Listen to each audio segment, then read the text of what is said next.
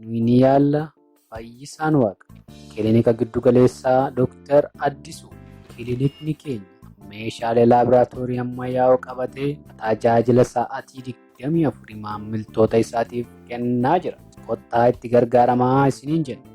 Tajaajilli nuti kenninu sakatta'insa waliigalaa, yaalii dhibee keessaa, yaalii daa'immanii fi haadholii baqaqsanii hodhuu xixiqqaa, hordoffii ulfaa gadameessaa, tajaajila altaraasaawundii fi ECG, CBC kan dhiigaa, keemistirii, kan tiruu, kan onnee fi kan kalee, meeshaalee sakatta'insa ammayyaa'oo fi ogeessota muuxannoo ga'aa qabaniin isin tajaajila. Kilinika giddu galeessaa Dooktar Addisuu. Teessoon keenya magaalaa Bishooftuu naannoo Geetsheet jedhamuun beekamu. Daandii dambii geessurraa keessa seennee argamna. Odeeffannoo dabalata.